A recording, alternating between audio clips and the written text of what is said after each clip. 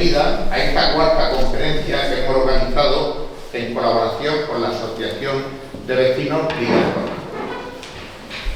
Excusan su asistencia, por coincidir con otro acto, los señores don Federico Trillo, exministro de Defensa, don Carlos Quijano, coronel del Regimiento de Artillería número 73, doña Francisca Baraza, ex jefa de la demarcación de Costa, y don Tomás Martínez Pagan, colaborador del periódico La Verdad.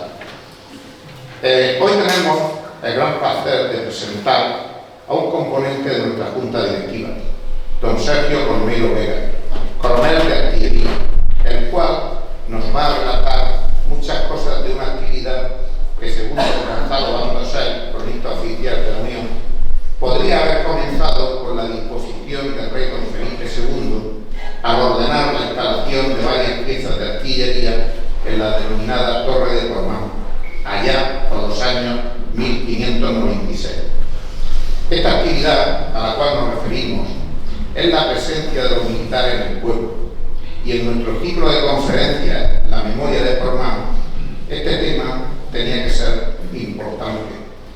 Y cuando conocí a Sergio y a su esposa María Sanfler, no lo dudé, le propuse algo relacionado con el ejército, y ya más tarde le pedimos que estuviera en la Junta Directiva, y ya no tuvo más remedio que cooperar.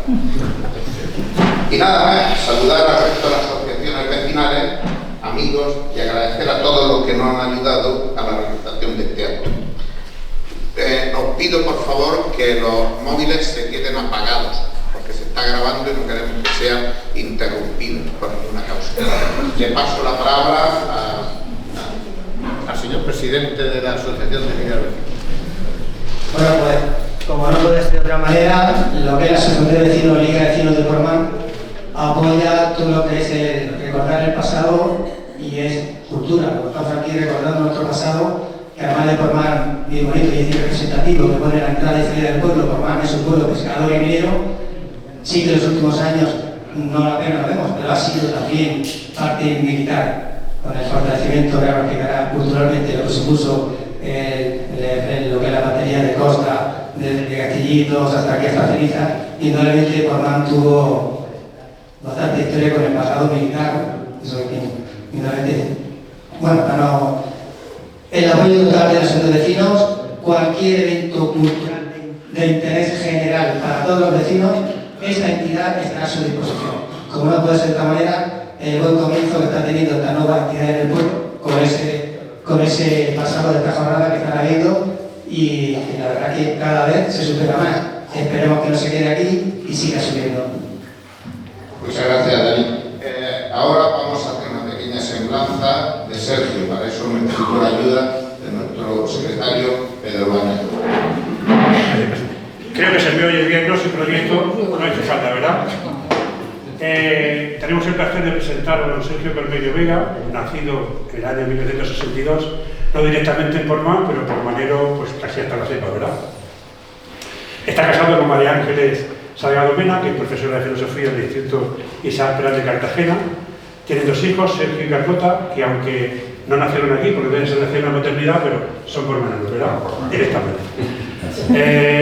Sergio ingresa en la Academia General Militar de Zaragoza en 1980 y de teniente estuvo destinado en el grupo de artillería de la Brigada Paracaidista en Murcia y en el grupo de artillería de Costa de Ceuta. Ya como capitán, los destinos en el Regimiento de Artillería número 91 de Palma de Mallorca, en el regimiento en el grupo de Costa y en el grupo de misiles Aspide en los Dolores de Cartagena y en la agrupación de apoyo logístico de Melilla. De comandante en el batallón de instrucción paracaidista de Jabalí Nuevo y en el regimiento antiaéreo número 73 en el grupo de misiles Aspide y en el grupo de misiles Nasam. De teniente coronel en la Academia de Artillería de Segovia y como jefe de la unidad de formación paracaidista en Jabalí Nuevo. Y finalmente, ya como jefe de la unidad de servicio del regimiento antiaéreo número 73 de Cartagena. Asciende a coronel tras pasar de la reserva a la reserva en situación en la que se encuentra en la actualidad. Tiene, entre otros, muchos cursos de formación de paracaidismo, de sistemas de dirección de tiro, de guerra electrónica, de misiles antiaéreos NASAM, cursos de seguridad, etc. La vinculación de Sergio es muy antigua. Su padre, don Antonio Colmeiro, fue capitán de la batería C8 de La Chapa entre 1967 y 1974. Estos 8 años que vivieron en la batería, asistiendo parte de él y parte de sus hermanos al Colegio Santiago Apóstol de Portmán, que la semana pasada se celebraba el 52 aniversario, y pasando lo que ellos dicen, lo que toda la familia recuerda como la etapa más feliz de su vida. Posteriormente, en el año 1992, y siendo un joven capitán, tuvo el privilegio de ser destinado al regimiento de Cartagena, donde le asignaron el mando de las baterías de Aguilones y La Chapa, viviendo durante año y medio de recién casado en la misma casa donde se crió y mandando el último ejercicio de tiro de ambas baterías, en la de Aguilones y en La Chapa. En esos años, el Plan Norte, hacia Antonio, presidente, referencia al entonces ministro de Defensa, don Federico Trillo, el Plan Norte de Organización del Centro de Tierra determinó la disolución entre estas unidades de la artillería de costa, permaneciendo solo las baterías del estrecho de Gibraltar. Durante esos 60 años, la batería Pique, que es el objeto de la conferencia de Sergio, proporcionaron una sólida defensa a las bases navales. Sus cañones y sus sistemas de dirección de tiro, aunque siguen prestando unas elevadas prestaciones, aunque siguen presentando unas prestaciones, ya no eran adecuados para las nuevas amenazas y las características de la defensa.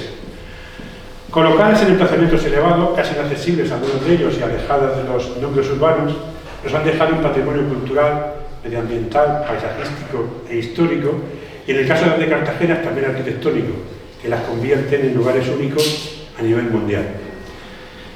El propósito de esta charla es tratar de responder a 3 preguntas fundamentales. ¿Por qué se hicieron? ¿Cómo se hicieron? ¿Y cómo funcionaron? Para que, dice Sergio, conociéndolas mejor, las podamos disfrutar mejor y las amemos mejor.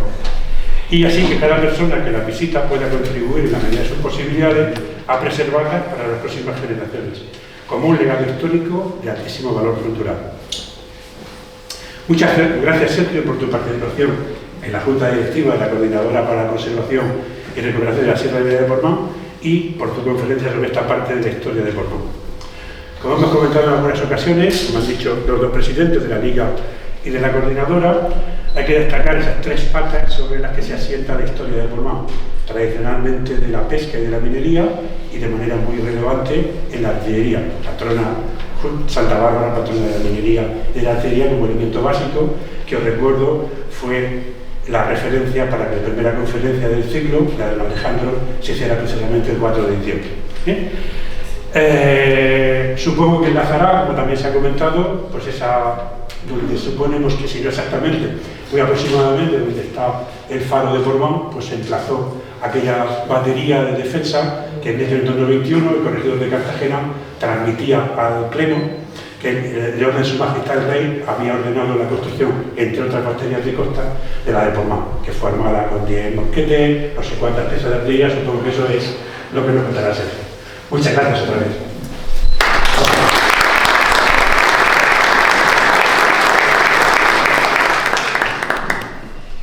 Al comienzo, Ramón Paz, por favor.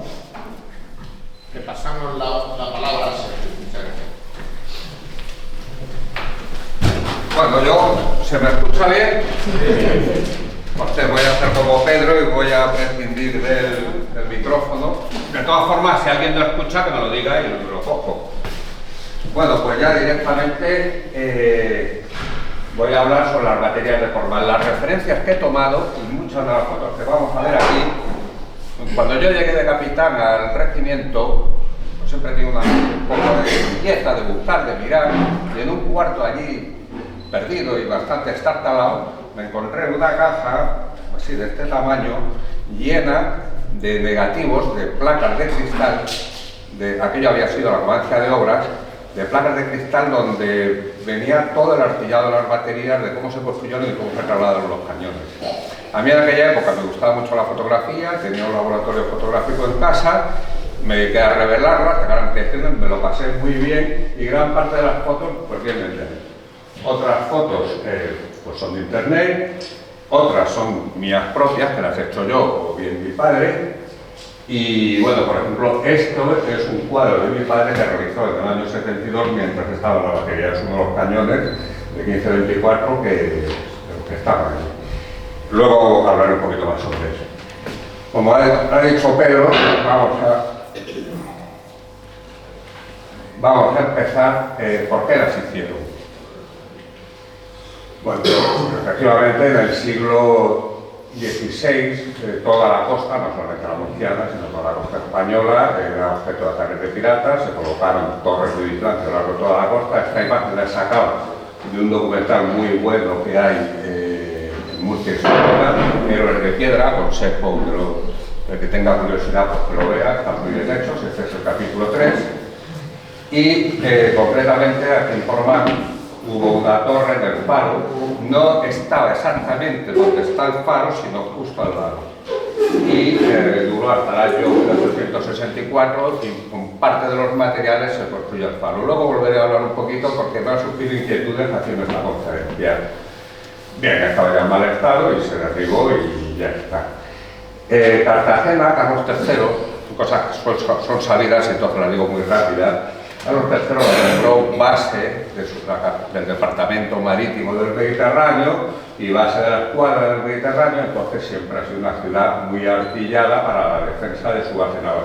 A principios del siglo XX, todas las baterías que había estaban a ambos lados del puerto, los barcos, la artillería tenía poco alcance, y entonces con defender la bocana, que no se nos colaran los barcos para atacar la escuadra que estaba dentro jorneada, pues era suficiente. Todas estas baterías conocemos, Santa Ana, Santa Florentina, San Leandro, en fin, de Navidad, así que no voy a entrar en ellas porque sería otra conferencia.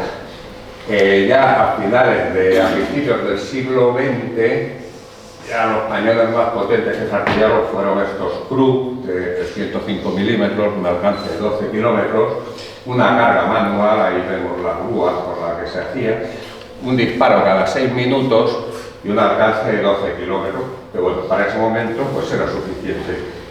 Sin embargo, a principios del siglo XX, 1905, 1907, 1910, aparece un nuevo barco en escena. Todos los desarrollos tecnológicos, los desarrollos de los materiales, de trabajar el metal, el acero, lo que hicieron la aparición de estos barcos que supusieron una ruptura con todo lo que había existido hasta entonces. Ya todo lo que había entonces no valía. Estos barcos nuevos se artillaron con un solo calibre.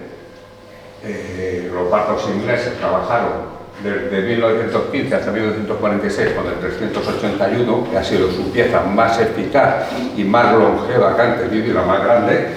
Los americanos, los japoneses, que eran los 306 milímetros. España, que era, pues siempre estábamos ahí para la guerra de Cuba, para la guerra de África, las disponibilidades económicas no eran buenas. Hicimos 3 de estos acorazados que nos conformamos con el calibre de 305. Este es el acorazado España. Se hicieron 2 más también, el Jaime I y el Alfonso XIII. De España embarrancó en el Cabo Tres Forcas, yendo a Melilla, sobre 1920 y se perdió. Y luego el Jaime I y el Alfonso XIII pasó a llevarse España en la guerra civil. Bien. La artillería que portaba, que este es un ejemplo de un esquema de un cañón de 381 de un acorazado, y lo he puesto porque nos va a orientar muy bien a cómo funcionaban los cañones de ceniza. La carga era mecánica, todo movido de manera hidráulica. Abajo tenemos lo que son los repuestos de proyectiles y los repuestos de carga. Se monta en el ascensor, nos lo sube hasta la pieza, se enfrenta en la pieza y un atacador lo introduce. Con esto conseguimos una carencia de hasta 2 disparos por minuto. Comparado con un disparo cada 6 minutos, el cambio es brutal. En España habíamos querido hacer un nuevo plan de defensa adaptado a estos materiales desde 1912, pero las dificultades económicas no lo permitieron. Y no fue hasta que llegó la dictadura de Primo de Rivera en 1923, que acabó con la guerra de Marruecos, gracias al desembarco a Alhucemas en 1925. Hubo una mejora de la economía. España no entró en la Primera Guerra Mundial, se exportó bastante. Luego la dictadura pues hizo una gran promoción, una gran campaña de inversiones públicas, grandes obras públicas. Esto dio lugar a una mejora de la competitividad social, aparte de una nueva ley de seguridad con la ayuda. Y por fin se inició un nuevo plan de defensa de costa, que es el del 26, que es el plan Vickers, que es el que vamos a hablar. Se iniciaron las obras en febrero del 28. ¿En qué consistía este plan Vickers? Como he dicho, se basa en los mismos cañones navales, el Vickers de 381 milímetros. El Vickers naval era de 45 calibres, de 42, esto lo voy a explicar. El 381 es el diámetro de la boca, 381 milímetros. Y el 45 nos marca cuántos diámetros tiene la longitud del tubo. En el caso del montaje naval eran 45 calibres, es decir, 16 metros de ánima, más luego la recámara, y lo correspondiente al cierre total, 18 metros y medio de tubo. Y esto nos da un alcance de 35 kilómetros. El montaje naval eran 42 calibres, un metro menos, y su alcance eran 30 kilómetros. España hizo un importantísimo esfuerzo económico en comprar estos cañones y en el montaje de las baterías. ¿En qué consistió? Se compraron, le doy algo, me parece, aquí. Se compraron 18 cañones. Es el único país que compró este montaje terrestre. Se hicieron 5 cañones más que lo usaron los ingleses para la defensa de su base de Singapur. Y no hay más en el mundo. De estos 18 cañones, de 381, que fueron 9 baterías, 4 baterías, es decir, 8 cañones, fueron al Golfo Ártaro. Esto es el que forma el Ferrol y la Coruña. Las dos rías se llama el Golfo Ártaro. Allí fueron 4 baterías. 3 baterías fueron a Menorca. Menorca no era departamento marítimo, pero sí que ocupa un lugar estratégico en el Mediterráneo, a mitad de camino entre la península e Italia.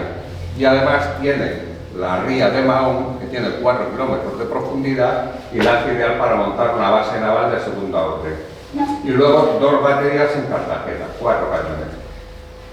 En el año 1940, cuando empieza la Segunda Guerra Mundial, los intereses estratégicos de España cambian y se lleva una batería de las del Ferrol, la de Campelo Alto, se lleva al estrecho, a Paloma Alta.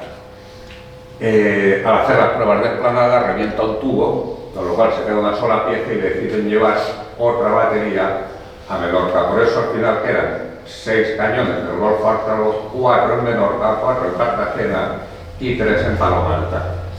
Además artillaron una serie de cañones de 152 milímetros, concretamente por para 52. Estos se fabricaron en España, en Plasencia. Eran 2 cañones, una alcance de 20 kilómetros, pesaban 8.500 kilos. Y luego también, por primera vez, se toma en serio, se toma en cuenta la defensa antiaérea.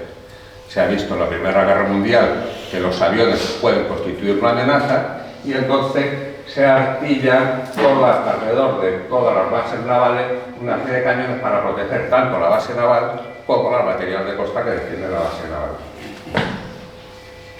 Aquí en Cartagena, este plan Vickers, bueno, pues rápidamente todos lo conocemos, 2 baterías de 38,1 en Tiñoso, una y la otra en Ceniza, 4 baterías de 15-24 en Jorel, la Parajola, que está en Largameca, en Aguilones, encima de Escombrera, y la de la Chapa.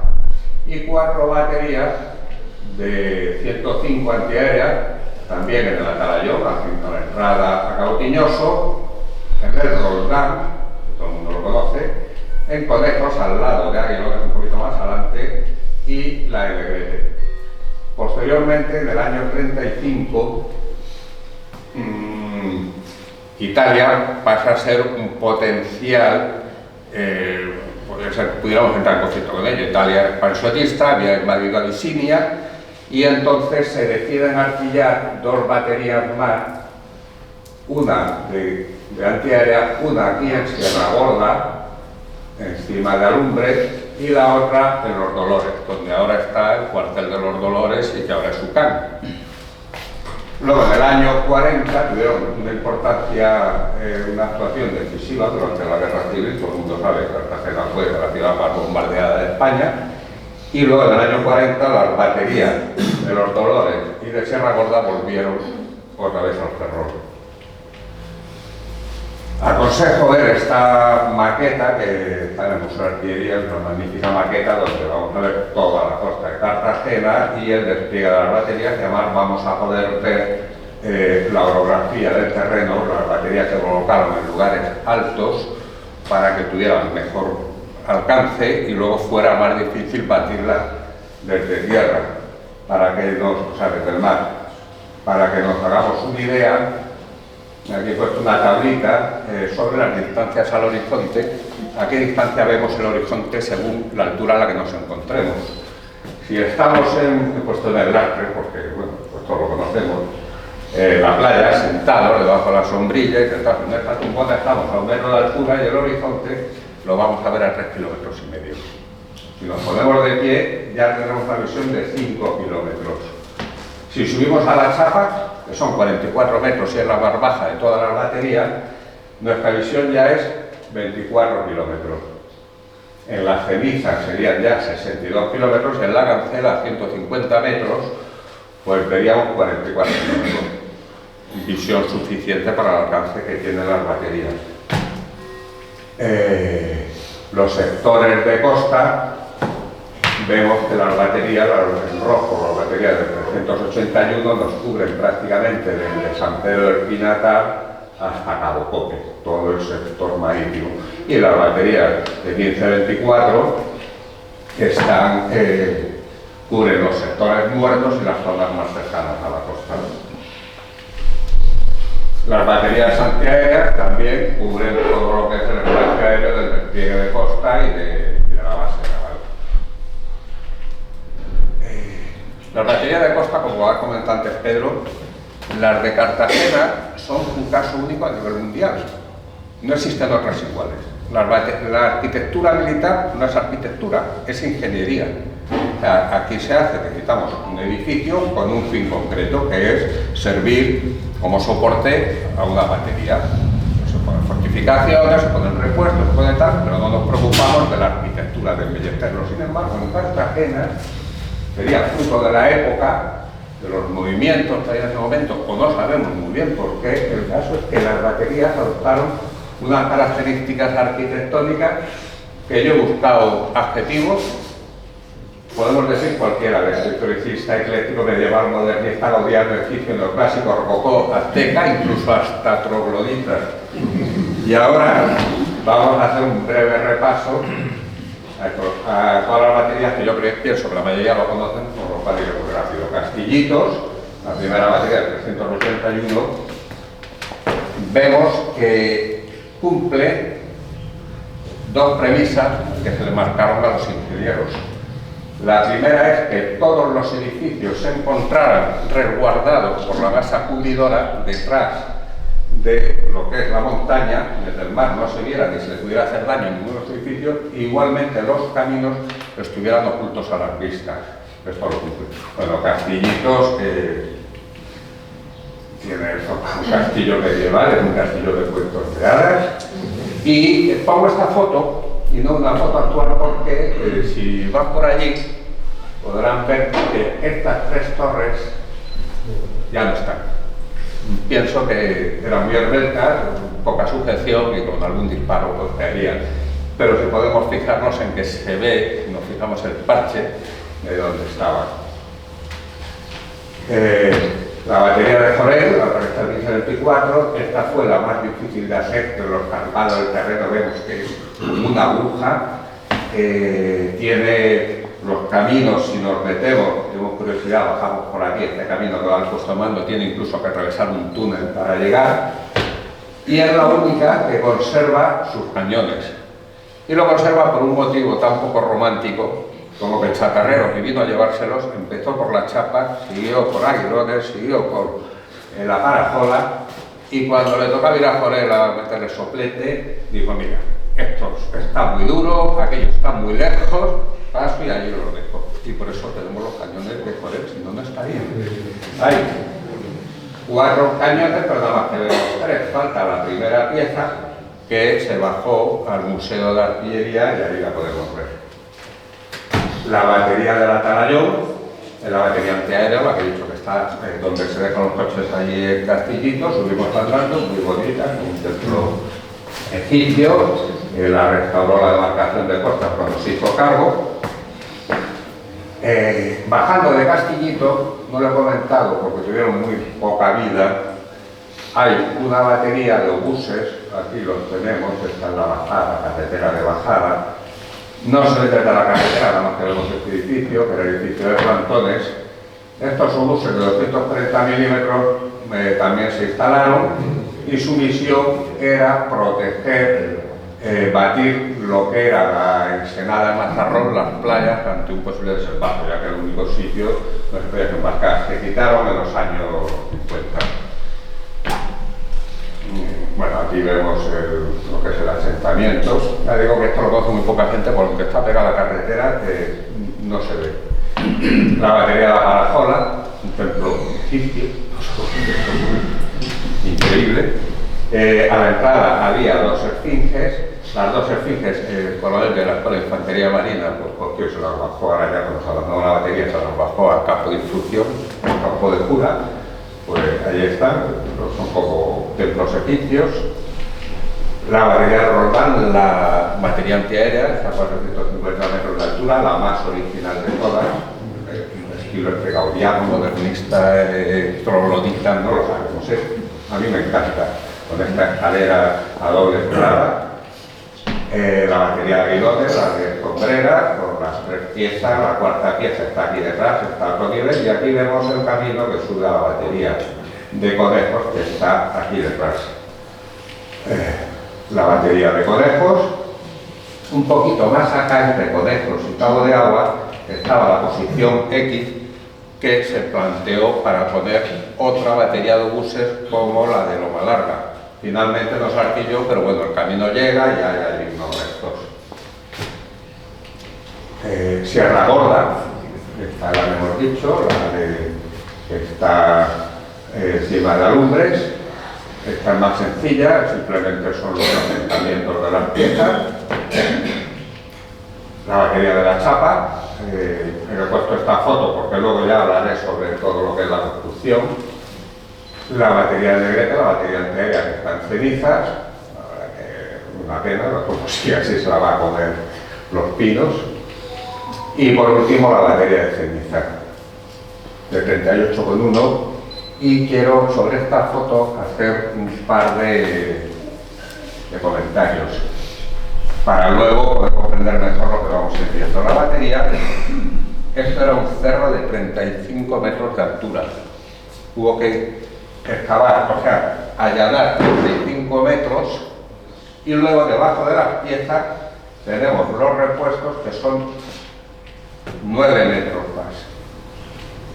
9 metros debajo de las piezas. Total, unos 37-38 metros que se excavó un edificio de 12 pisos. Aquí tenemos lo que son los repuestos de tiempo de paz, aquí se han dado las cargas de los proyectiles. En tiempo de paz estaban mejor ideados que los repuestos que están aquí debajo de la pieza, subterráneos a 9 metros de profundidad, la sala de máquinas y luego unos túneles que vienen hasta el repuesto y luego el túnel de salida, que aquí tenemos la entrada. Cuando subimos a cenizas, y por supuesto que todos conocen cenizas, que han estado por allí, y bueno, y si no les invitan, no lo conozcan.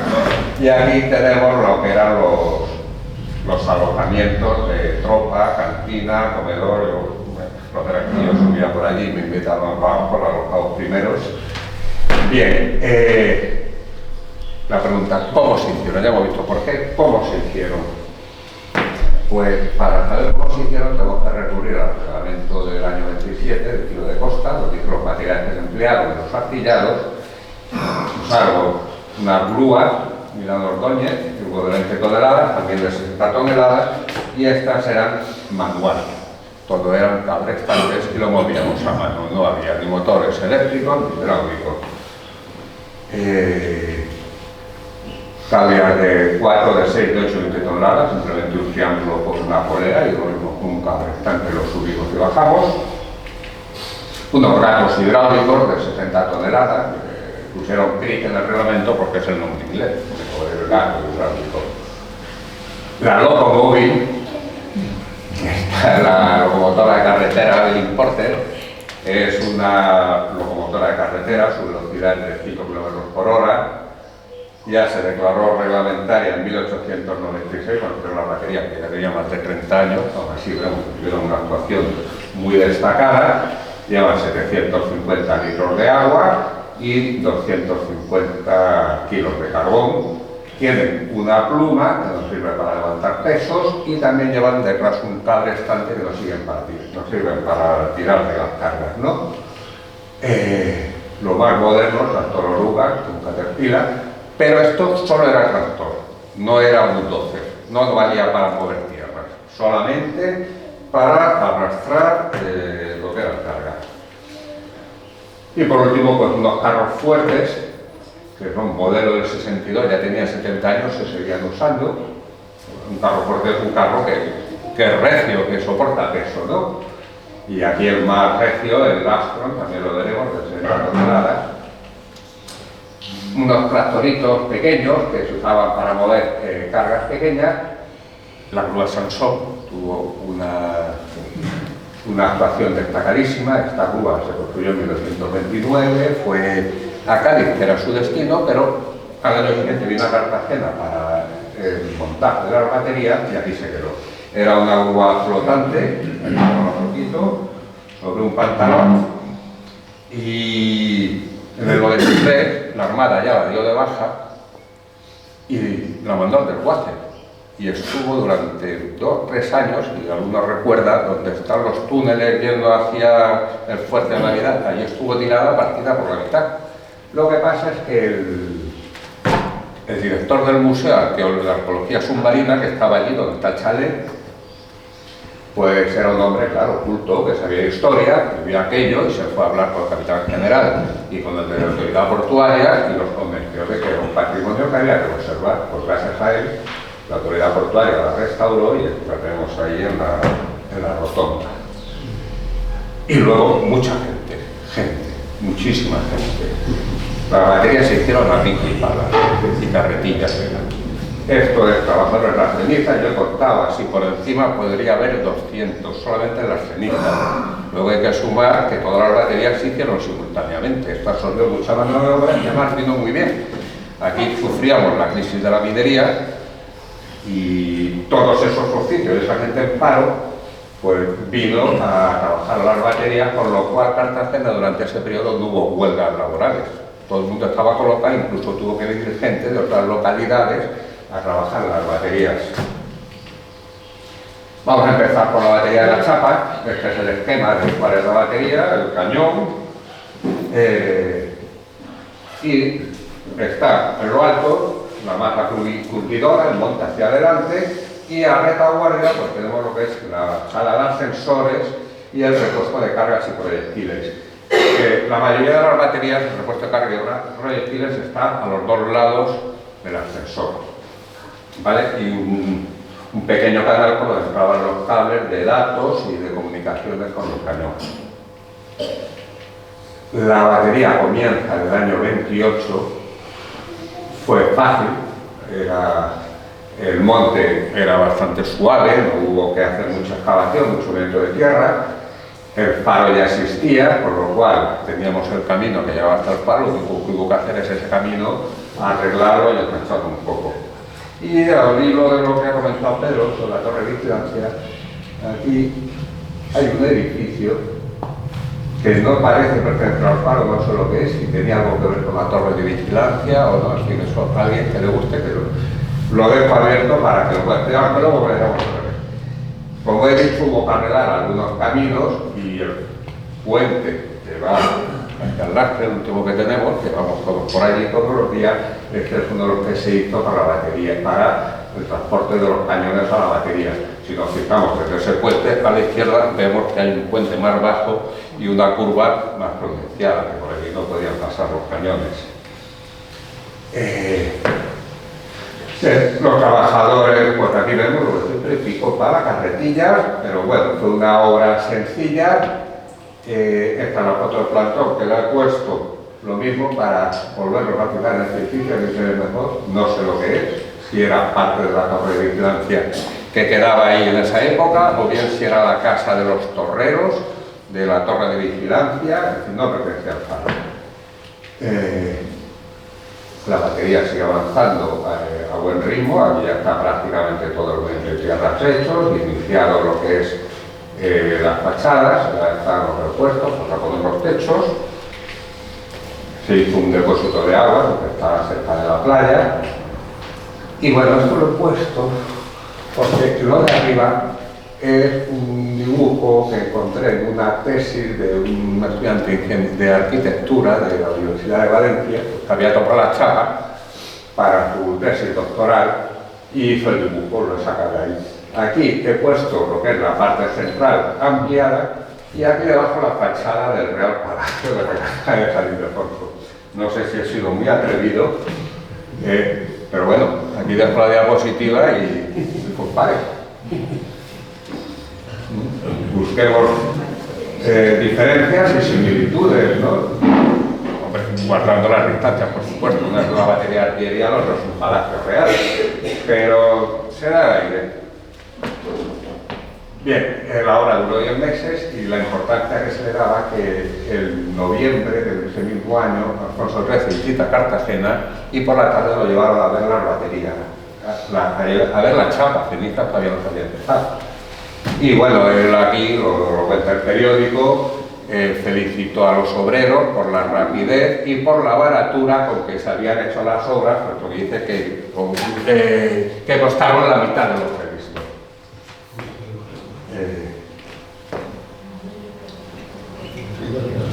El transporte de los cañones, el tubo este pesa 8.500 kilos. Esta foto, voy a ser sincero, no es de la chapa, esta es de aquí, de la Parajola, pero no encontré la chapa, y pues fue lo mismo, o sea que podría haber dicho que era la chapa, pero no quiero entender. Aquí tenemos el escudo también, sobre uno de los carros fuertes y bajantes, arrastrado por unos tractoritos.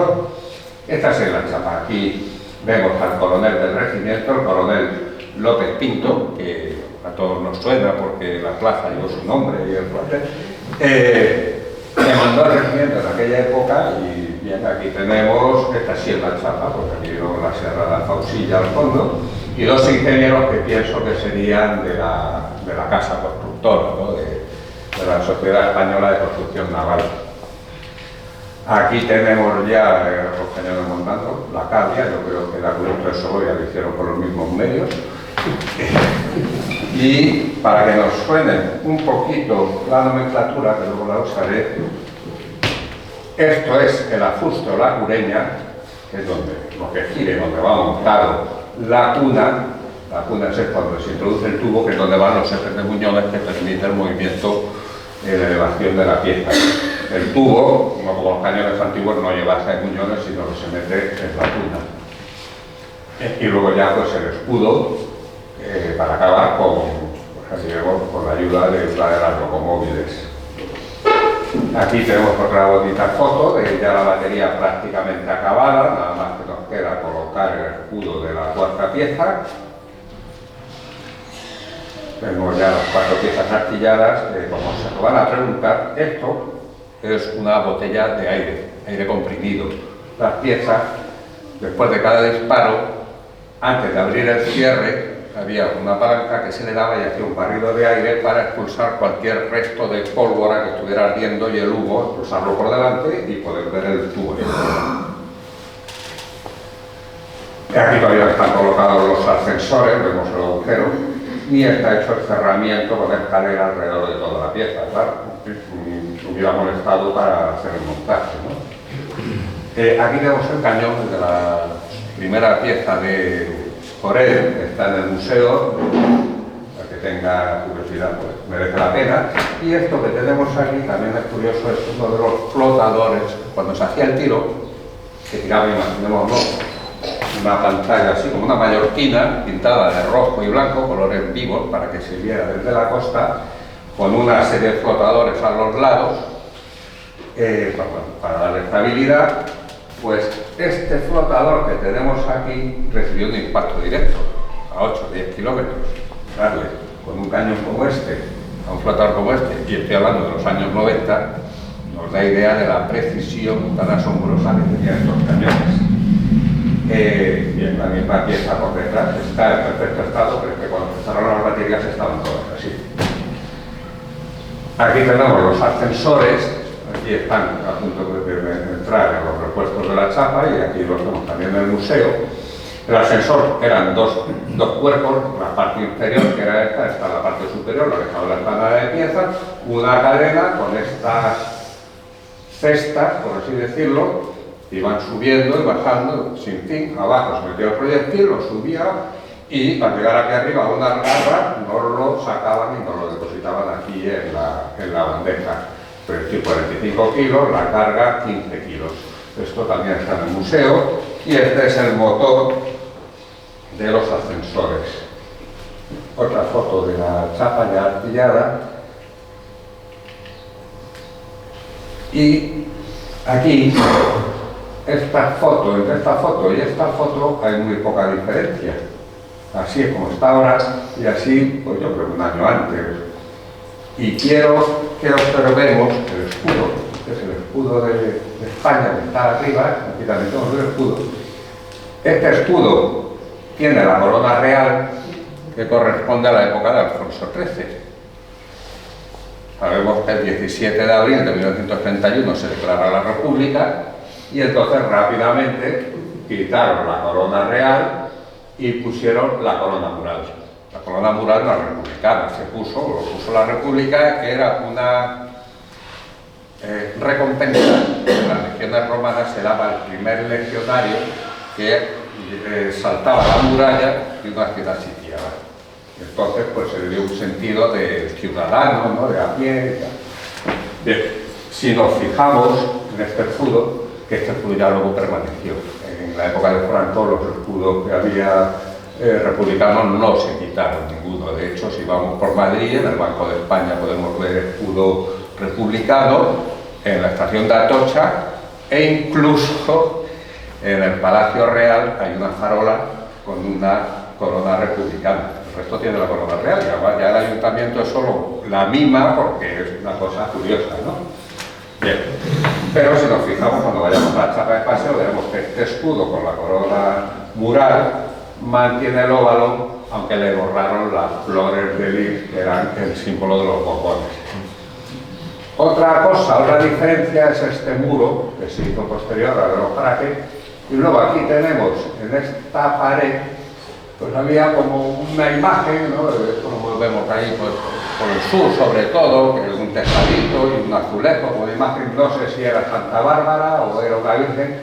El caso es que luego yo no la vi nunca, de pequeño, ni creo que supiera, porque posiblemente de la vibración del disparo eso se cayera, y lo que sí tenemos es la huella de esa imagen que estaba ahí.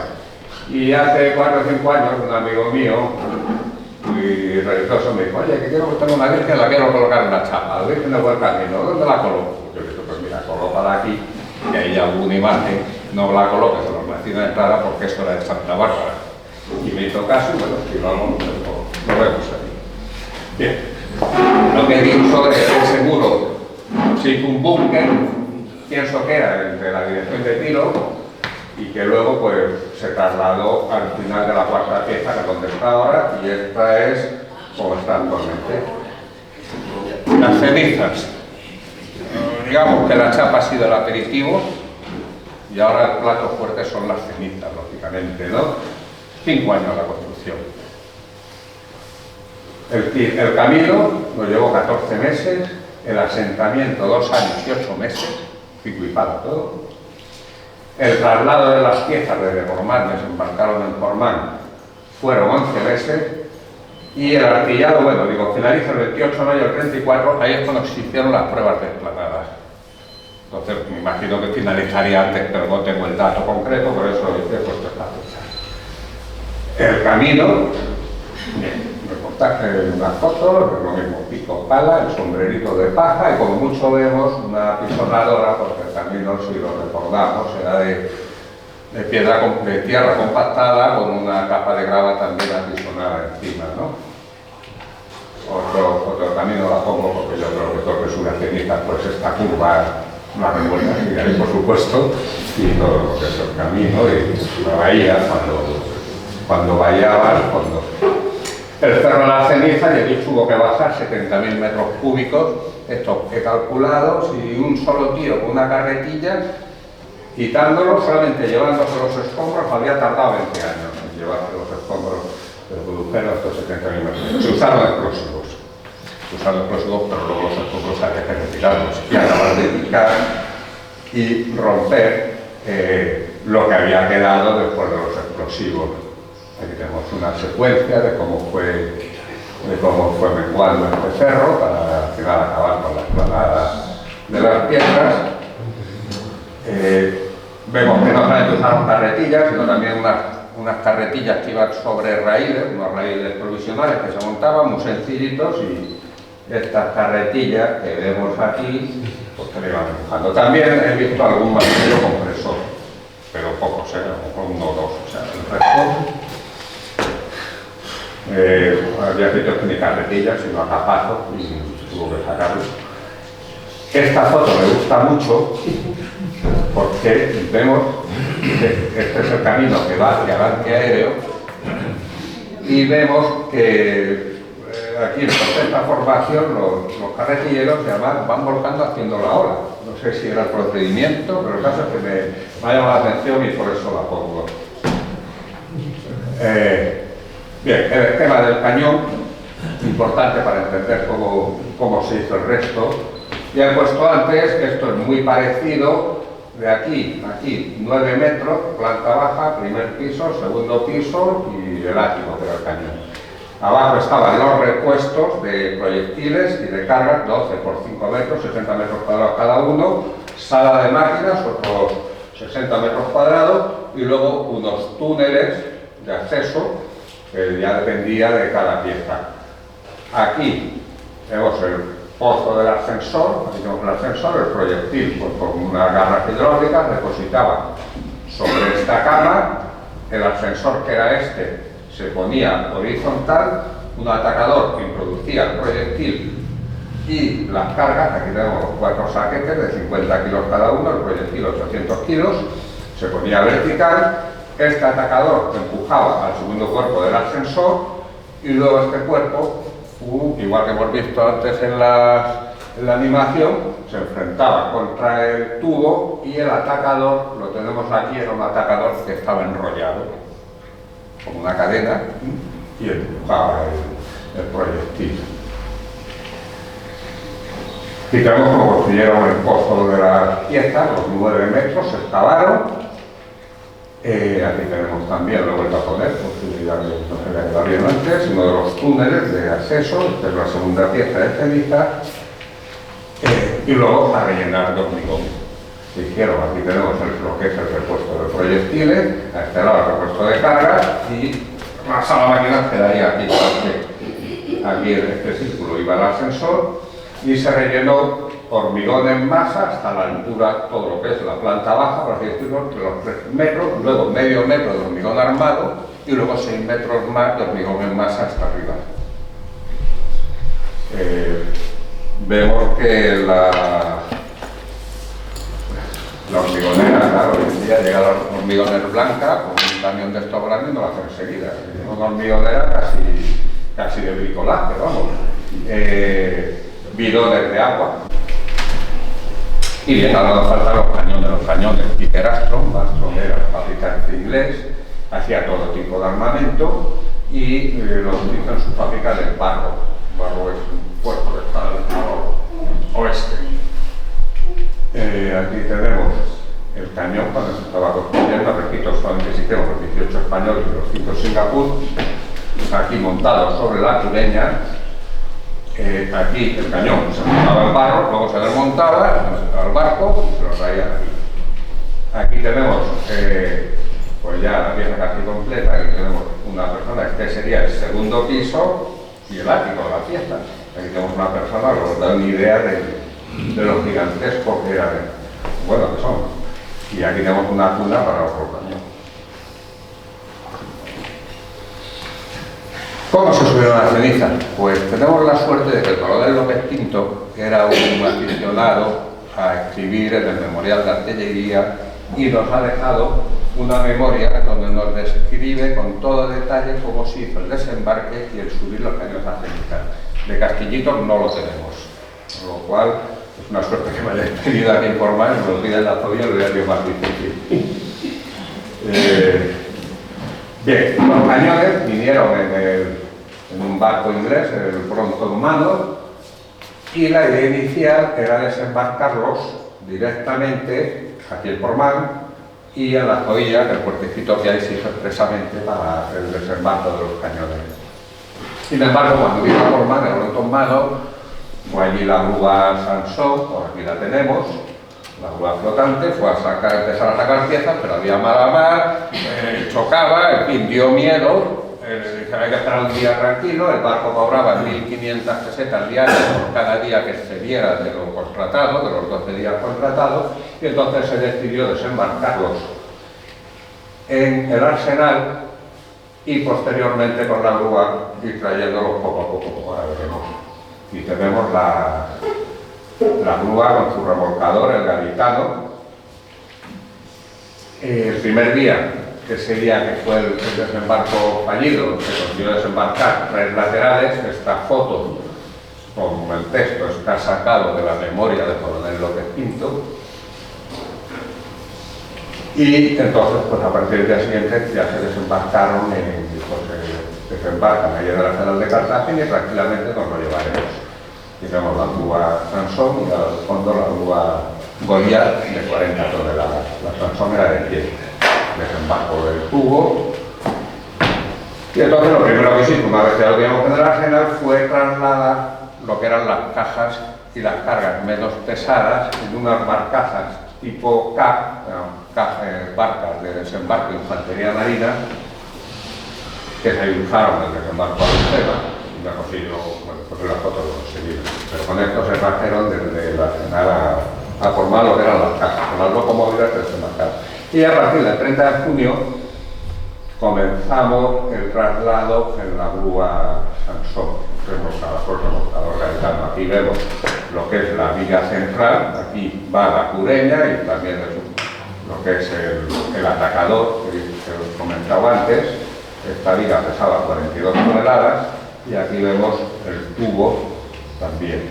El tubo pesa 85 toneladas. La pieza en total, como os he dicho, son 330 toneladas. Se desembarcaron los 2 tubos, claro, había que bajar el tubo, pero dejarlo directamente sobre el tramo de vía. Echarlo para adelante y a continuación, con el gato que levantábamos un poco, poníamos unos polines de madera, dejamos apoyar el tubo y quitábamos lo de debajo y luego el otro tubo. Imaginémonos el trabajo. Bueno, se subieron las cajas en camiones, esto fue relativamente fácil. Luego los 4 laterales, que estaban 12 toneladas, estos subieron en un carro fuerte y ya nos quedó para lo que ya creo que todo el mundo ha oído hablar del transporte por vía férrea, de lo que eran las vigas centrales, las cunas y los cubos. Lo primero, se hicieron 3 viajes. 3 viajes en total para subir las 2 piezas de ceniza. En un viaje se subieron las 2 vigas centrales, las que hemos visto en la anterior transparencia, y las 2 cunas. Aquí vemos los tramos de vía que se iban quitando desde detrás y colocando delante. Se pegaba un tirón, se paraba, se quitaba detrás y se colocaba delante. Tienes sus asas, porque cada tramo de vía tenía que ser manejado por 12 obreros. Levantarlo, 4 aquí, 4 al otro lado, uno aquí y otro por aquí. 12 obreros, pues esto tenía que pesar. Y luego se lo subían a una zorrilla, un carro pequeñito que era remolcado por el tractorito ese pequeño que tuvimos antes también. El coronel nos dejó un recorrido detallado de qué se hacía cada día. Allí hemos puesto una parte. Lo máximo que se hace en un día eran 200 metros. En 4, 3, 4 o incluso 5 kilómetros. Y ahora cuando nos salvábamos a tomar la cerveza Salimos de la liga, hasta el final del paseo hay 200 metros, para que nos hagamos una idea de lo que se conseguía hacer cada día. Y aparte, pues hubo algunos problemas. Aquí vemos justo delante de las casas baratas, donde llegan las casas baratas, una de las ruedas de la vagoneta que llevaba esta cuna se salió. La cuna son 24.000 kilos, tuvo que montar la grúa Miranda Ordóñez, ponerla ahí y levantar y volver a encarrilar otra vez, una semana de trabajo. Aquí ya tenemos subiendo, vemos el tren que formaban las dos vigas centrales. Aquí hay una cuna y la otra cuna estaba delante. Y ya por fin, en enero del 31 llegaron a Cenizas. 2 meses tardaron en subir las dos cunas y las dos vigas centrales.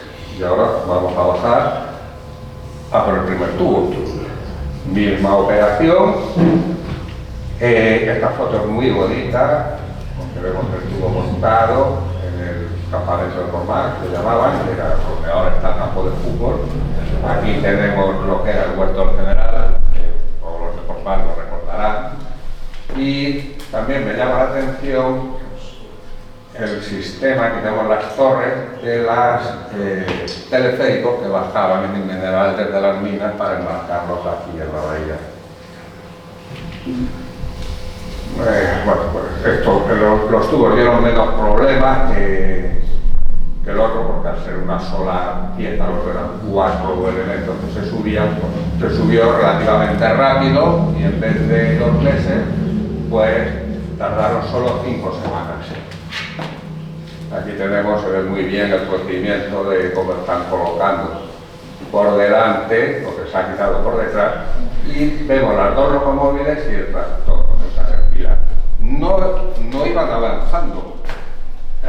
Lo que hacía era esta locomóvil con su cabrestante tiraba y se puso otra y el tractor como enganche para que no se nos fuera para atrás la locomóvil al tirar. Lo único que hacía era como anclaje.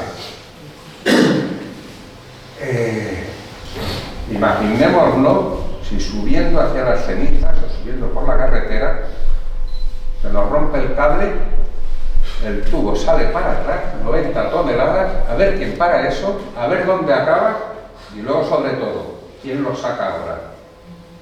Imposible, no había grúa, no teníamos eurogrúa, no se podían permitir fallos, tenía que salir bien sí o sí. Entonces aquí tenemos que cuando se iba arrastrando a los dos lados del tubo iban 30 artilleros con unas cuñas y prestos para colocarlo si retrocedía por lo que fuera y también para frenar lo que eran pues, las vagonetas, ¿no?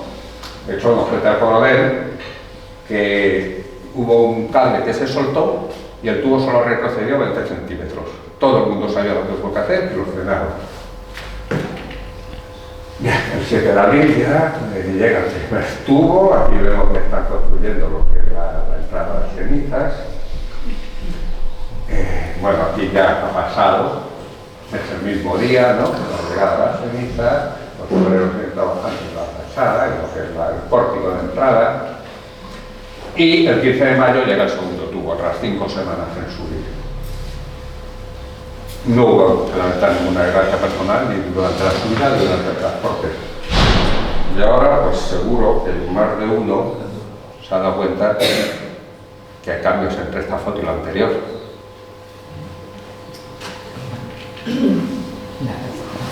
Primer tubo, segundo tubo. Este entró el 7 de abril, este el 15 de mayo. En medio, la República, fuera la corona. Sin embargo, tampoco, y es una cosa que me ha llevado mucho trabajo mirarlo y estudiarlo, tampoco este escudo es el escudo de España del momento.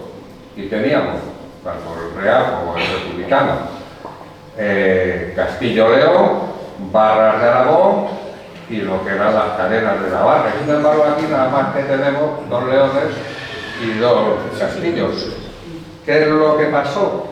Y además en forma ovalada. ¿Qué es lo curioso? Pues que aquí el ingeniero usó el escudo simplificado de la restauración borbónica, que se usó desde Carlos III y hasta Isabel II, y la versión simplificada era solamente el centro, este óvalo con los castillos de oro y el centro flores de lis, y arriba la corona real. ¿Por qué usó eso? Pues no, claro, no lo sé. Querría para darle la forma de óvalo. ¿Por qué quiso hacer un óvalo? Si leemos un poco sobre la entrada de la ceniza, nos dice que recuerda el estilo azteca de la entrada al Templo de los Leones de Chichén Itzá, y efectivamente, sí, este es el Templo de los Leones, está en la entrada, está aquí arriba, y son dos columnas con forma de serpiente que están en la entrada, y el resto no se parece bueno, sí se parece, pero realmente en el año 29 fue la exposición iberoamericana de Sevilla y uno de los pabellones más espectaculares fue el de México. Y la entrada del pabellón de México es este, ahora mismo es un edificio de la universidad y en Sevilla. El ingeniero lo copió de aquí, lo calcó.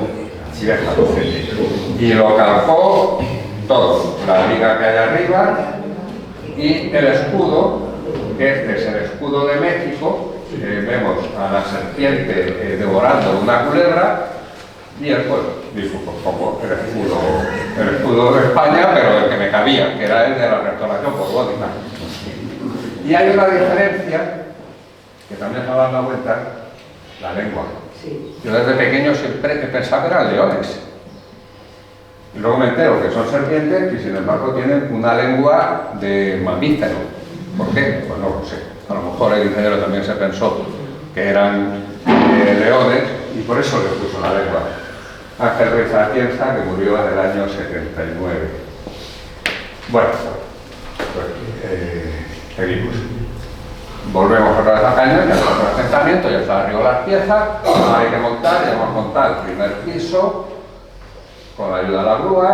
Aquí tenemos las mismas botellas de aire para el barrido después de hacer un disparo. Aquí tenemos los rodillos sobre los que gira el cañón y la corona dentada, que con un engranaje que va a estar ahí es el que va a hacer el movimiento del cañón. Para meter las vigas centrales luego usar otras grúas similares a la anterior, a la Ordóñez, pero más grandes. Para montar estas grúas hubo que usar las otras grúas, no había camiones, grúas ni nada. Esto, solamente montar esta grúa ya era un trabajo y se desplazaba sobre los mismos rieles que se usaron para subir las piezas. Aquí está introduciendo la cuna central. Aquí tenemos al coronel Distinto inspeccionando las obras. Aquí tenemos ya la segunda pieza casi montada y al fondo vemos el antiaéreo, la entrada al antiaéreo de esta casa que todavía se conserva. Bien, luego la cuna, lo mismo con la grúa y finalmente pues el tubo. Esto pues, hecho el montaje rondaría cerca de los 2 años de trabajo todos los días. Y ya por fin tenemos la batería instalada. Esta foto está curiosa, entonces por eso la he puesto. Es una foto de un camuflaje que se hizo una vez para un ejercicio. Y bien, es original porque no lo he visto luego nunca en la realidad, ¿no? El 28 de mayo, el 24 se hicieron las pruebas de charrada. No tengo fotos de tiros de ceniza, he puesto ese tiro que es de paloma alta, por eso la pintura es distinta, pero bueno, el ruido y la explosión es la misma. Leyenda urbana, se metía un artillero después a grasar, no es la leyenda, se metía un artillero después del tiro para dar grasa al tubo, se limpiaba con un baquetón, tirado con 2 cuerdas, pero luego un artillero con una cuerdecita atada a los pies, lo metían dentro, tenía que ser tipo Dani, no como batería, y con una cuerda iba tirando, llevaba un bote de grasa, iba dando grasa a los 19 metros del tubo, luego le daban un verde permiso. Eso me decía, Bueno, ya vamos a 2/3, no tengo un tercio. ¿Cómo funcionaban las baterías? Pues rápidamente, ¿cómo hacían el tiro? Era 1930, ¿no? La puntería continua, tiro de persecución. Se tiraba al punto donde se iba a encontrar el barco de movimiento, ¿no? Y entonces, sistemáticamente, teníamos un telégrafo que nos decía del barco, dónde estaba el barco. Manualmente calculábamos con diferentes lecturas de telégrafo cuál era la ley del movimiento, cuánto se va a desplazar el barco, tanto en orientación como en distancia, a lo largo de un minuto, de introducción de dirección de tiro, y luego se introducían los factores ambientales, el viento y la densidad. El proyectil podía estar en el aire un minuto, un proyectil de grande como yo. El aire afecta, si viene viento lateral no lo va a desviar, o si viene viento de cola no lo va a llevar más lejos. Entonces, buscando mayor precisión, también se decía. Estos datos en la dirección de tiro nos daba como resultado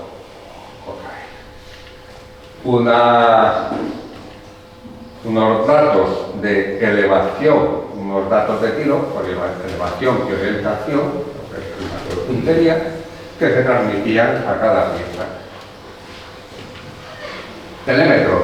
Había dos tipos, telémetros horizontales de coincidencia. Yo miro por aquí, cada ojo mira por un sitio, uno me sale por aquí, la visual, y el otro por aquí. Veo el objetivo partido, le doy a la ruedecita, me mueve este prisma, cuando me coinciden ya tengo la distancia correcta. Este es el telémetro que se usó en, por ejemplo, la batería de la chapa, una batería baja, y necesitaba esta dirección de tiro. Este es el alza directora Vickers, y esta era la dirección de tiro. Telémetro, directamente le daba los datos, y la dirección de tiro, y de aquí se transmitían a las piezas. Esta es el alza directora Vickers de la chapa. He puesto 1972 porque es que esta foto la hizo mi padre. La tenía yo en mi casa. Podía ser de 1932 o 1992, porque yo tiraba con esta dirección de tiro también, que seguía siendo eficaz. Otro sistema fueron los telémetros de base vertical, de base horizontal, telémetros de principio, y los de base vertical, que me van a resolver este triángulo. Yo sé a la altura a la que me encuentro en la batería, estoy a los 150 metros, a 300 metros, miro al barco, y como esto es un triángulo rectángulo, la superficie del mar, sé este ángulo que me forma con la horizontal, por lo cual directamente ya se resuelve el triángulo rectángulo. Yo le voy dando a la manivela, y me va subiendo y bajando. Aquí tengo un visor donde voy a ver la distancia, y los datos de orientación a la otra manivela le voy dando y lo voy siguiendo. Estos datos se transmiten a la dirección de tiro, está en la dirección de tiro Vickers, está en el museo también, luego si alguno tiene curiosidad de verlo. Esta dirección de tiro solo se instaló en ceniza, porque posteriormente llegó la guerra civil. Inglaterra tenía la política de intervención y ya no nos mandó el resto de la dirección de tiro. Y después de la guerra civil, estaba Franco, pues tampoco se lo mandaron. Entonces, aquí en España se desarrolló esta otra dirección de tiro, la Costilla, mejor y más precisa que la Vickers. Y con esta he tirado yo en Aguilones y en Ceuta. Y va fenomenal. Ya la viejecita, la pobre, tenía huevos. ¿Sobre qué se tiraba? El blanco. Esto le he sacado un tiro de Mallorca, porque no tenía fotos de aquí, pero bueno, es que era todo igual, es un sitio que no, pero este es el blanco remolcado por el remolcador, cuando empiezan a alargarlo. Aquí tenemos al telemetrista, que va con una mano siguiendo en distancia, aquí tiene la otra en orientación. Y este otro sirviente, se llama sirviente, es está con el cronómetro dando la voz a 30 segundos para calcular la ley de movimiento. Cada 30 segundos dice ¡ya! Y este lee pues tanta distancia y tanta orientación. Aquí tenemos los piques de los impactos vistos desde el remolcador. Desde el remolcador iba siempre un oficial de artillería para evaluar los impactos, no para corregir, porque si es un barco enemigo no tenemos nadie que nos corrija, sino para una evaluación que se hacía posterior al tiro. El capitán observaba los impactos, veía si iban largo o corto, derecha o izquierda, mandaba correcciones, se introducía la dirección de tiro y nuevo impacto. Yo he ido al remolcador y dicen que los proyectiles silban, no silban, rugen. Dan miedo. Y de hecho, cuando yo llegué al regimiento, en la sala oficiales había una metopa del remolcador, pues yo creo que era un niño, no me acuerdo muy bien el nombre del remolcador, que ponía al grupo de costa de Cartagena por todos los ejercicios que hemos hecho con ellos sin hundirnos. La cuerda tenía 1 kilómetro de largo. Bien, de noche había que, como era visual, pues focos. Una serie de proyectores que se instalaron a lo largo de toda la costa. Si vamos a Calblanque veremos un proyector, en la Chapa había un proyector, en Aguilones, en fin, había proyectores por toda la costa para el tiro nocturno, que era un alcance luminoso de 9, 10, 12 kilómetros, lo cual para un barco pues, era bastante, ¿no? Yo soy instruccional de crío. Bien, empieza, pues ya tengo la batería montada, se ha probado, ahora ya pasa tiempo, ya queda un poquito. Aquí en Portmán, en la Guerra Civil, sabemos que se instaló una base, vinieron 4 lanchas rápidas torpederas a España, rusas, y se instaló aquí en Portmán en el año 37, por bien, la que estaba Portmán, gracias a la batería de la Chapa, y otra pequeña batería de 2 cañones que se instaló en el Monte de la Galera. 2 cañones pequeñitos de 57 milímetros, no tengo las fotos de esa batería. Esta lancha de munición era exportar a los barcos rusos que venían con material de guerra, que venían por el Mediterráneo, salían de Odessa, de Crimea, con material, y estas lanchas salían a la altura de Barcelona y luego los acompañaban, cogían 45 nudos, unos 80 kilómetros por hora, y llevaban 2 torpedos hacia la popa. Lo que es las tripulaciones de las lanchas eran rusos y los españoles que aprendían en total unas 200 personas y se alojaron en lo que es la casa del geólogo. Bueno, acaba la guerra y ya el 28 de febrero de 1943 sale la verdad, el 5 de marzo, los artilleros de la Chapa y las Cenizas, por suscripción popular, compraron una Santa Bárbara y se la regalaron al pueblo de Portmán. Aquí tenemos la procesión, luego hubo pues, un vino para autoridades, y se repartieron 1.200 bocadillos entre el pueblo. Esta Santa Bárbara, y nos acercamos bien y la vamos a ver, pues tiene aquí encima de lo que es la cortecita, el escudo de artillería y un cañón aquí dibujado. Y esta es parte de las palabras que pronunció el coronel a la hora de entregar esta Santa Bárbara. Aquí tengo las palabras completas, no las voy a leer, tampoco que son muy largos, si alguien quiere interesa al final las leo. Pero ya queda con Pedrín, que se las daré, el sacristán, para que las coloque al lado de la imagen que hay en la iglesia y cuando el que pase por allí pues pueda leerlas, que siempre es interesante. Los cuartelillos. Esto es un cuartel. Se acabó en los años 50, su idea inicial era haber servido como alojamiento del personal de las baterías de Cenizas, Negrete y la Chapa, aunque claro, como se metió la guerra por medio, se dio cuenta que no, que la gente tiene que estar a pie de obra, a pie de cañón. No obstante, se acabaron y en los años 59, 60, 61 se usaron como cuartel de instrucción de reclutas.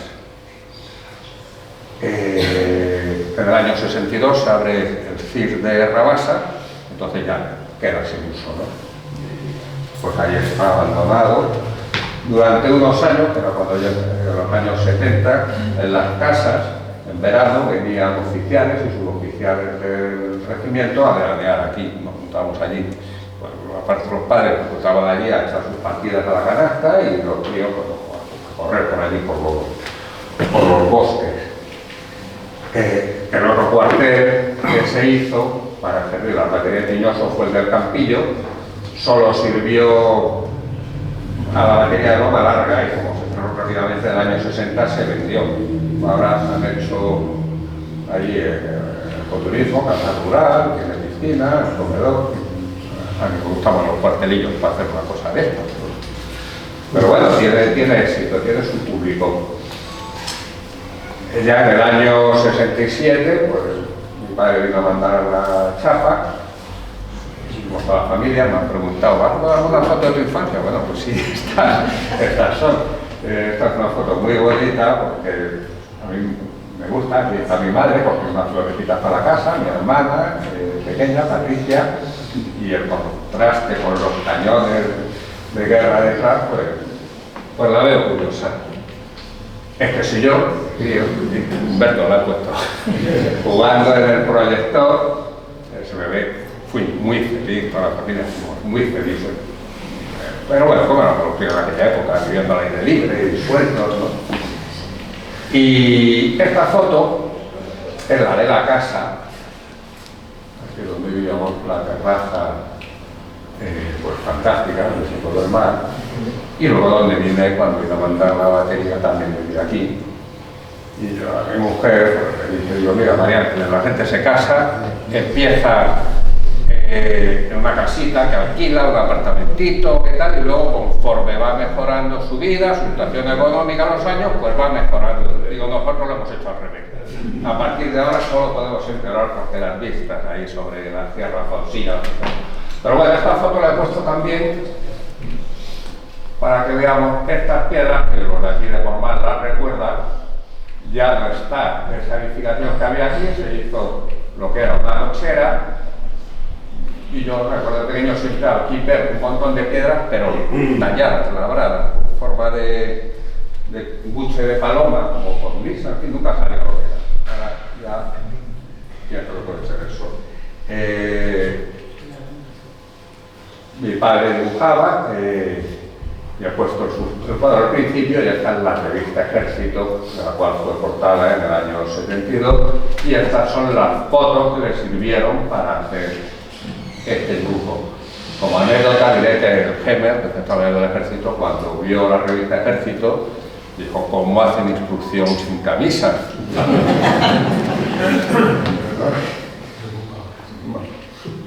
Bien, seguimos todos los años, y hacía un tiro en la casa que estaba aquí a la caída de la primera pieza. Teníamos que poner todo abierto, las puertas, las ventanas, los armarios de cocina, sacar toda la cristalería, todo, ponerlo en el suelo porque aquello retumbaba y lo rompía.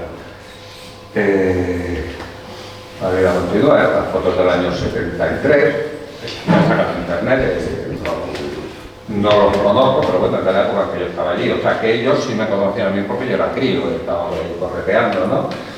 Los soldados venían, hacían su servicio militar, lo pasaban bien, la vida de la batería era agradable, apacible, el tiro anual y luego pues mantenimiento, guardias y poco más. Y esta foto es 20 años más tarde, cuando esta foto la he hecho yo, cuando fui a mandar la batería, seguía todo igual. Aquí estamos preparando para el tiro y la pongo sobre todo para que se vea que los cañones seguían impolutos, impecables, igual que el primer día, se mantenían, se cuidaban y así estaban. Este es el último tiro del año 93, primera pieza, sargento primero Domínguez. Los últimos mandos del grupo de costa, que esto es en la Parajola, nos juntamos los de las dos baterías, aquí todos, para ver el tiro de la Parajola, que fue el último que se hizo. El jovenzuelo que hay aquí soy yo. Al fondo, bueno, pues vemos de la Parajola, de las escombreras. Y ya en el año 94 hubo que, ya se cerraba la batería, como antes nos ha dicho Pedro, el Plan Norte, hubo que sacar los proyectiles que quedaban del repuesto de cenizas. Esta foto le hice yo, que subí allí a verlo. Se pusieron en marcha las máquinas, llevaban paradas ya 14 años, el último tiro se hizo en el año 81, el de cenizas, y desde entonces no se había vuelto a arrancar, la batería estaba taponada. Taponada significa que tiene un tapón de grasa en el tubo y que no se usa, pero bueno, se podía haber usado. Se pusieron en marcha, arrancaron a la primera los motores, y con las grúas tenemos aquí, se sacaron los proyectiles a unas vagonetas, esta foto de me hice yo, a la calle, y 18 proyectiles se desmilitarizaron Es decir, se le sacó la carga de trilita para ponerlos de ornamentación, lo podemos ver subiendo al regimiento, a Tentegorra, en la puerta hay 2, luego del museo y luego en otras unidades que se mandaron. Y el resto se fondearon al mar. Ante la munición no válida se tiraba al mar. Además tuvo que hacerlo de prisa y corriendo porque ya a partir del año siguiente entraba en vigor la prohibición de seguir con esa práctica. En el año 96... Bueno, no me gusta ver. Lo paso, vale. Las piezas fueron las charlas, pero a la entrada de la batería había una Santa Bárbara. Las mujeres del pueblo por las mañanas subían andando, le ponían flores. Esta Santa Bárbara ahora mismo está en el regimiento de la Sala de Honor, perfectamente custodiada. Y bueno, aquí hay, después de hace unos días, de un reemplazo del 75 que ha puesto ahí una imagen. Está bien. Las piedras que veíamos antes, que parece que nos acompañan toda la presentación, cuando la demarcación de costa hizo un arreglo de la batería, pues las puso aquí, a la altura de la cuarta pieza, como asiento para sentarnos, y entonces aquí nos vemos bien el tallado que teníamos. Si nos sentamos aquí puede ser que tuvieran 300, 400 años, no lo sé. Y ya por fin la pregunta que seguro que todos quieren hacerme. ¿Y qué pasó con el resto de las baterías de España y del mundo? Ya sabemos lo que pasó con las de Cartagena y ya con esto acabo, ¿verdad? ¿Qué pasó con el resto? Bueno, pues las de Galicia, de las 4 baterías, Campelo Alto, en la que se llevó a Paloma Alta, con lo cual se taponaron, se rellenaron los pozos y ya está. Prior y Lobateira sufrieron soplete.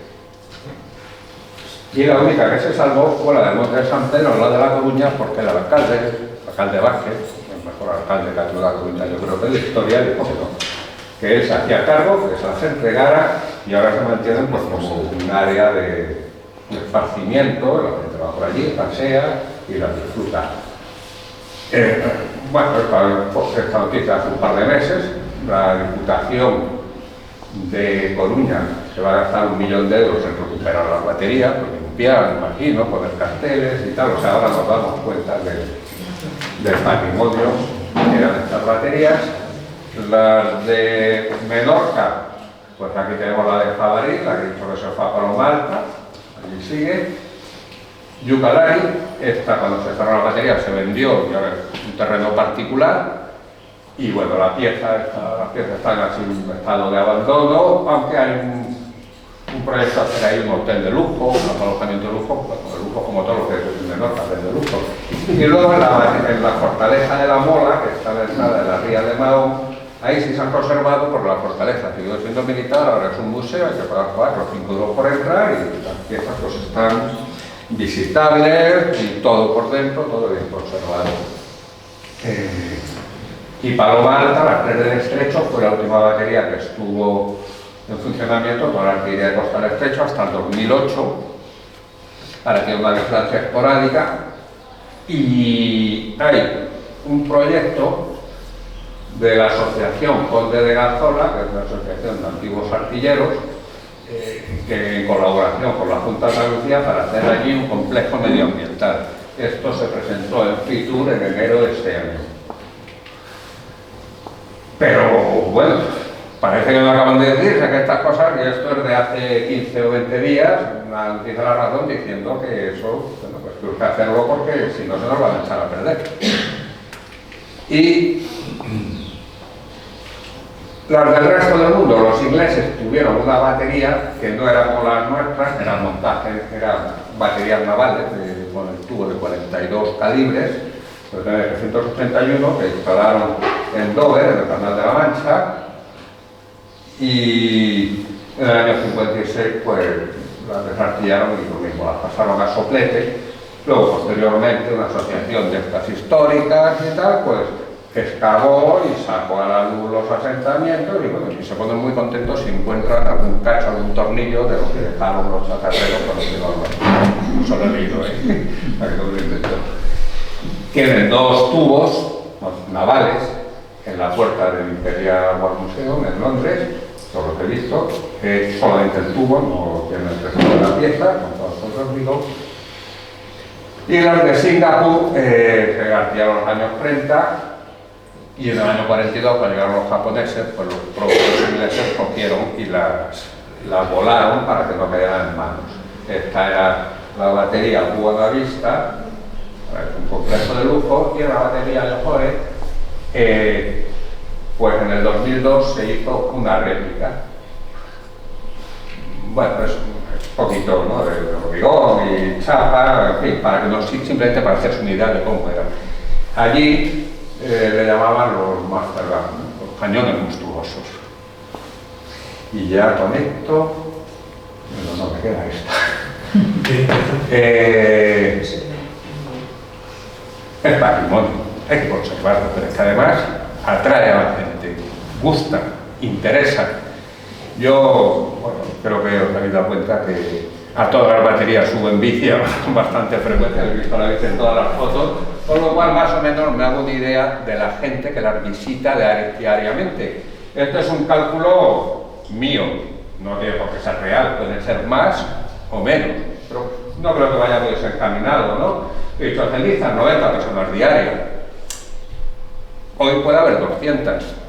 El lunes pueden ir 40 o 30, pero van por la mañana y por la tarde y por la noche también. O sea, que calcular que más de 80.000 personas visitan la batería a lo largo de un año no es descabellado. Merece la pena conservarla. Y aquí tenemos ya, por ejemplo, castillitos, pero forjados, se nos empiezan a reventar y requieren un poco de... Y ahora ya, muchas gracias por su atención.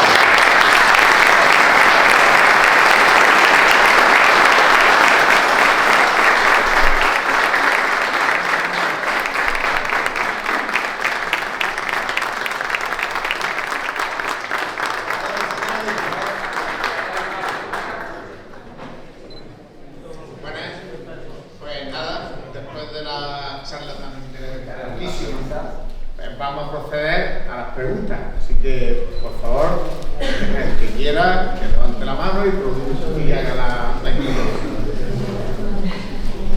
Yo quería decir algo, más que una pregunta es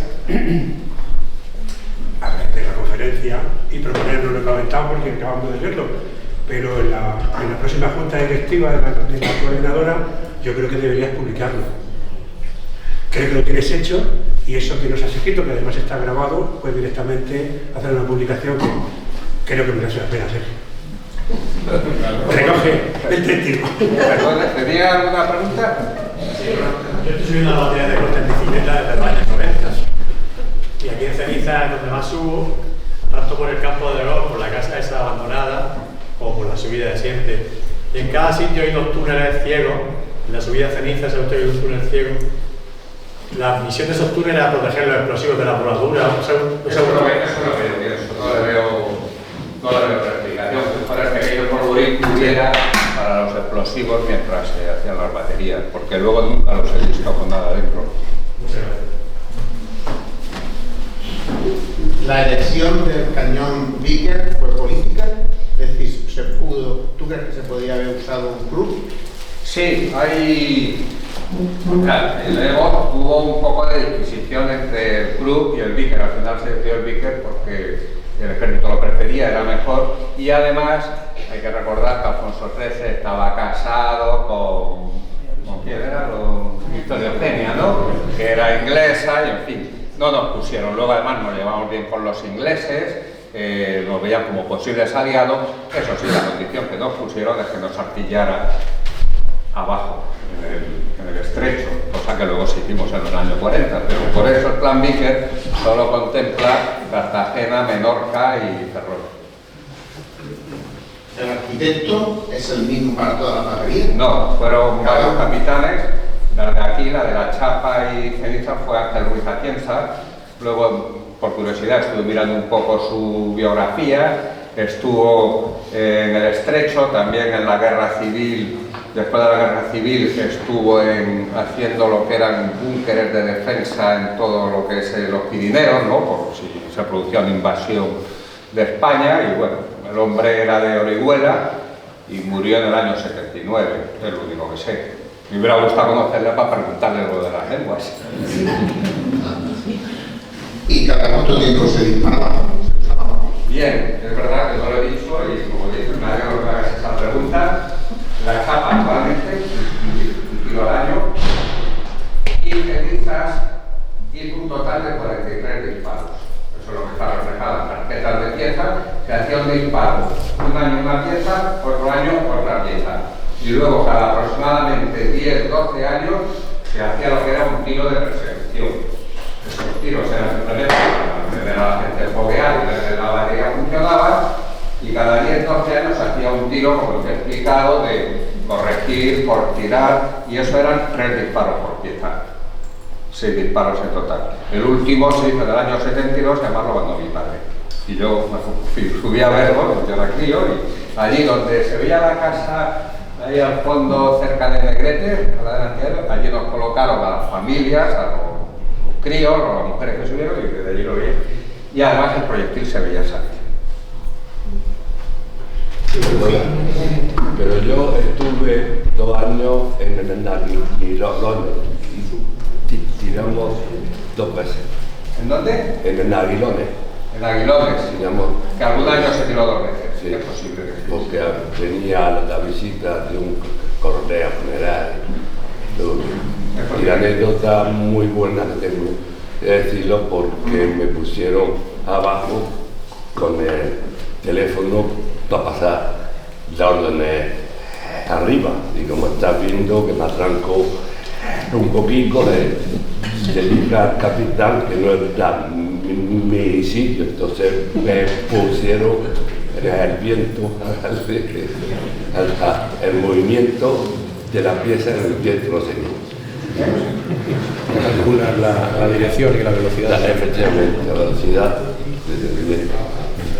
Pero me ha traído muy buenos recuerdos, la verdad. Muy bueno, porque yo no soy un militar de ética porque tenía mi negocio, sino que sería yo ahora un artillero retirado. Muy buenos recuerdos.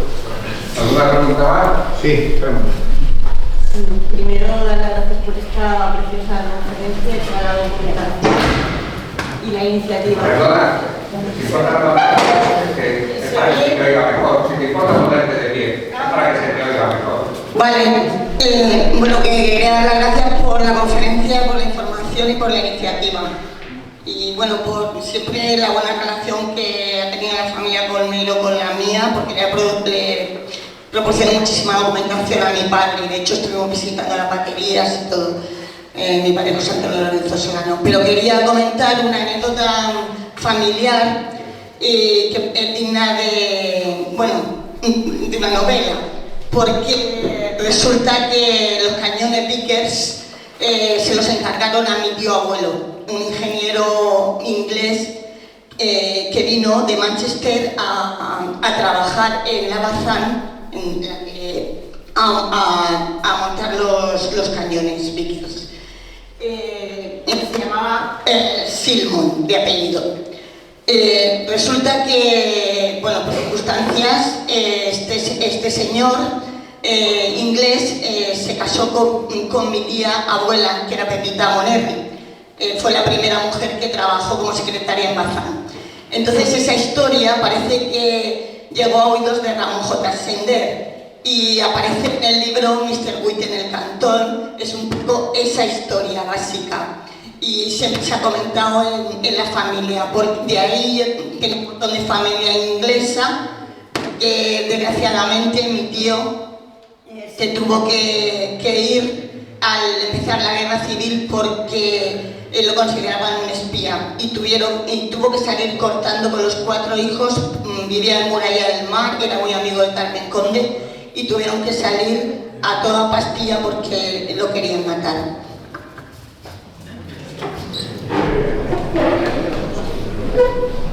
¿Alguna pregunta? Sí. Bueno, creo que muchísimas gracias por la charla. Indudablemente el pasado es historia del pueblo, es una cosa que está recordado. Yo recuerdo el principio de hace ya 20 años, cuando empecé en el mundo de Asociación de Vecinos, ya se oía en el Museo de Artillería en Cartagena trasladar los Vickers. Y nosotros, me acuerdo, en la primera reunión de aquí en los centros de vecinos, la verdad que lo comentamos, y en aquel momento, y bueno, hay dos, se van a llevar uno, y la verdad que nosotros protejamos el que queda y que quede siempre una prueba ahí, ¿no? Pero claro, resulta que al hacer público nuestra petición de, vale, uno se conserva, otro se lo lleve, y recibió muchas críticas en el caso de que se debería de proteger en el lugar, ¿no? Al final fue la alta presión que corregimos nuestro punto de vista en defender donde está, y así, ¿no? Y la cuestión es, lo que ha pasado ahora mismo con la chapa, ya no se puede hacer nada, pero sí se puede hacer. Buena propuesta. Aquí hemos estado siendo alcalde y candidato y el próximo, reconsiderar. Le ha puesto el ejemplo del alcalde señor Vázquez allá en Ferrol. En la chapa se ha perdido, pero quizás se haya el original duplicado en algún sitio que se pueda trasladar y copiar, o intentar hacer un molde, una copia, claramente fijando que es una copia del original tal, y que pueda ser puesto en su lugar. Además de que también se ha oído de trasladar aquí lo que es el centro del pueblo, el pasado de Román, pescador, minero y su pasado militar, que es una copia, ¿no? Pero precisamente en ese lugar, defender el patrimonio, ya no está, pero sí recuperar un molde, algo que tenga su valor, que la gente lo identifique, ¿no? Indudablemente es preciosa, ¿eh? Una cosa de que yo soy lo que puedo decir, soy de la generación del prohibido. No entiendo, sí. Yo nací en el Llano, de Cartagena, en Formato, yo era la generación cuando iba a la cocina, como río, prohibido el paso, no puede, Valeria, prohibido el paso, no puede. Pero fruto de ese prohibimiento por toda militar, ahora somos la generación que mejor lo disfrutamos. Porque gracias a esa protección está todo como está, es un entorno precioso, las casas de deporte, es maravilloso, un sitio que se ha protegido, ¿no? Que lo que suponía esa generación de poder disfrutarlo, eso es lo que ha evitado esa masificación, destrucción de la costa, y es lo que hay que proteger, ¿no? Eso. Bueno, ahí queda la propuesta de Daniel Portero, que lo recojan las fuerzas políticas y de nuestra administración, y yo ahora, como no podía ser menos, debo de entregarle a Sergio un detalle por su brillante conferencia.